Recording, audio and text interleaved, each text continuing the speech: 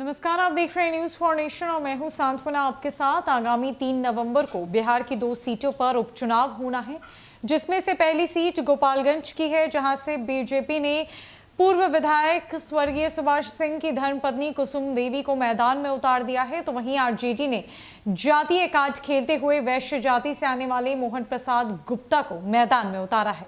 लेकिन वहीं दूसरी तरफ अगर बात करें दूसरी सीट की, जो कि सबसे दिलचस्प सीट है, जिसका इतिहास बेहद अनोखा रहा है, इसे बाहुबलियों की सीट कहा जाता है और ये सीट मोकामा की सीट है, जहां एक बार फिर से बाहुबलियों की धर्म पत्नियों के बीच लड़ाई है।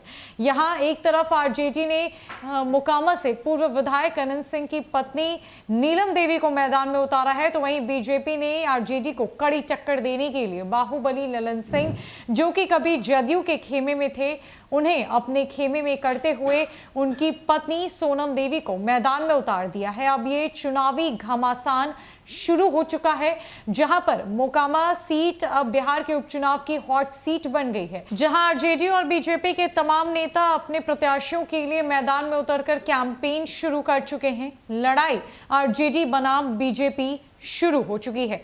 वहीं सबसे दिलचस्प बात तो यह है कि अनंत सिंह की पत्नी नीलम देवी, जिनके खिलाफ कभी मैदान में उतरी थी, जिनके खिलाफ कभी उन्होंने चुनाव लड़ा था, आज उसी नीलम देवी के लिए वो नेता मैदान में कैंपेन करने के लिए उतरने वाले हैं। जी हां, हम बात कर रहे हैं जदयू के राष्ट्रीय अध्यक्ष और मुंगेर के सांसद ललन सिंह की, जो ललन सिंह कभी अनंत सिंह के खिलाफ मैदान में रहे, जो ललन सिंह हमेशा ललन वर्सेस अनंत के रूप में नजर आए, जो अनंत के खेमे में ही उनके खिलाफ चुनावी घमासान करते रहे।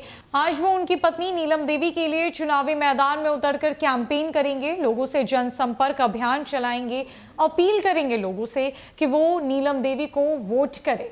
मोकामा जो हॉट सीट बन चुकी है, उसमें तमाम नेताओं के बनते बिगड़ते रिश्ते नजर आ रहे हैं और ये परिदृश्य मोकामा की सीट पर देखने को मिल रहा है, जहां कभी दो नेता जो आमने सामने के दुश्मन रहे थे, वो आज एक दूसरे के सहयोगी बन चुके हैं, वो आज एक दूसरे के साथी बन चुके हैं और एक दूसरे के लिए वोट मांगने के लिए मैदान में उतर चुके हैं। दरअसल बैटल ऑफ मोकामा का असली मिजाज अब दिखने लगा है। बाहुबली बनाम बाहुबली की लड़ाई में यहाँ नेताओं के बनते बिगड़ते नए रिश्ते के परिदृश्य भी देखने को मिल रहे हैं।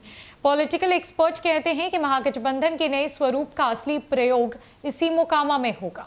इसी के तहत अब जदयू के राष्ट्रीय अध्यक्ष ललन सिंह 26 और 27 अक्टूबर को मोकामा में कैंप करेंगे। यहां वे अलग अलग क्षेत्रों में जनसंपर्क और छोटी जनसभा को संबोधित करेंगे। यहां के बाद 28 और 29 अक्टूबर को ललन सिंह गोपालगंज जाएंगे। दरअसल मोकामा विधानसभा क्षेत्र में कुल 2.68 लाख वोटर्स है।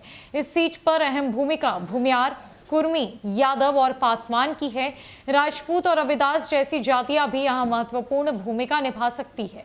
इस सीट पर साल 2000 में सबसे अधिक मतदान 76.70% हुआ था। इस दौरान 83.4 पुरुषों और 69.01% महिलाओं ने मतदान किया था। इस विधानसभा क्षेत्र के बारे में कहा जाता है कि सवर्ण वोट जिस पाले में पार्टी होती है, उसकी पार्टी की जीत तय मानी जाती है। अब ललन सिंह यहाँ जिस अनंत सिंह की पत्नी नीलम देवी के पक्ष में कैंपेन करेंगे, कभी वो उन्हें चुनाव में हराने के पर आमदा थे।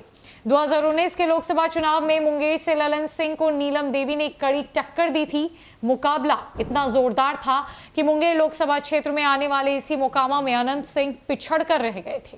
हालांकि बाकी जगह वो भारी पड़े थे। जदयू के राष्ट्रीय अध्यक्ष ललन सिंह, जो कि कभी अनंत सिंह के खिलाफ मैदान में रहे हैं, कभी उनके दुश्मन माने जाते रहे हैं, आज वही ललन सिंह अनंत सिंह के लिए, उनकी पत्नी नीलम देवी के लिए चुनावी मैदान में उतरकर कैंपेन करेंगे। आज से उनके कैंपेन की शुरुआत होने जा रही है, जो 2 दिवसीय होगी।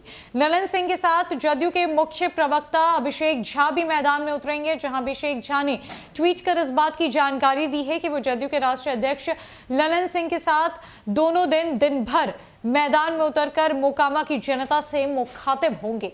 मोकामा की ये चुनावी लड़ाई दिन प्रतिदिन दिलचस्प होती जा रही है और यही सीट बिहार की महागठबंधन सरकार कितनी मजबूत है या कितनी कमजोर है ये दर्शाएगी। ये चुनावी घमासान अब और भी ज्यादा दिन प्रतिदिन दिलचस्प होता जा रहा है, जिसकी कहानी, जिसका इतिहास बेहद अनोखा रहा है।